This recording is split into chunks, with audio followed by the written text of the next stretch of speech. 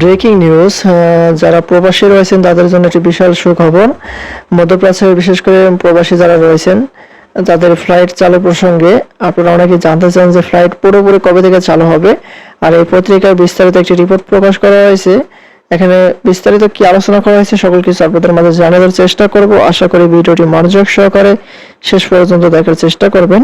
আর আমাদের চ্যানেলটিতে নতুন থাকলে অবশ্যই চ্যানেলটি সাবস্ক্রাইব করে রেখে পাশে থাকা বেল আইকনটি অন করে রাখবেন।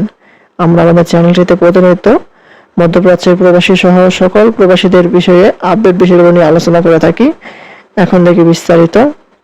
দেখতে পাচ্ছি বলা হয়েছে যে মধ্যপ্রাচ্যে চলমান অস্থিরতা নিরাপত্তা পরিস্থিতির কারণে বাংলাদেশ থেকে অনেক ফ্লাইট সাময়িকভাবে বন্ধ বা সীমিত করা হয়েছিল। তবে সর্বশেষ তথ্য অনুযায়ী ধাপে ধাপে ফ্লাইট চালু হচ্ছে, তবে এখনো পুরোপুরি স্বাভাবিক হয়নি। আর বর্তমান অবস্থা যে ফেব্রুয়ারির শেষে মধ্যপ্রাচ্যের বিভিন্ন দেশে আকাশসীমার বন্ধ হয়, শত শত ফ্লাইট বাতিল হয়। বর্তমানে সীমিতভাবে ফ্লাইট চালু রয়েছে এবং কিছু রুটে নিয়মিত ফ্লাইট চলছে। সৌদি আরব, ওমান বেশ স্বাভাবিকভাবে ফ্লাইট চলছে। সংযুক্ত আরব আমিরাত আংশিকভাবে ধীরে ধীরে চালু হচ্ছে। তবে কিছু গুরুত্বপূর্ণ রুট এখনো পুরোপুরি স্বাভাবিক নয়, যেমন দোহা, দুবাই, আবুধাবি।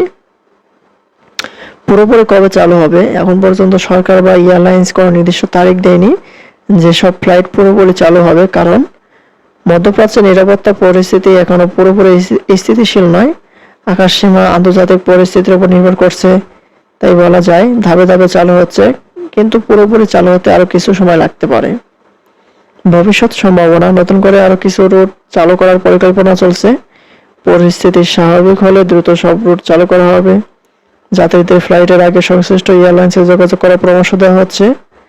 আর সংক্ষিপ্ত উপসংহার হিসাবে যে এখনো সব ফ্লাইট পুরোপুরি চালু হয়নি, অনেক রুটে আংশিকভাবে চালু হয়েছে, যে সম্পূর্ণ চালু হওয়ার নির্দিষ্ট কোনো সময় এখনো ঘোষণা হয়নি।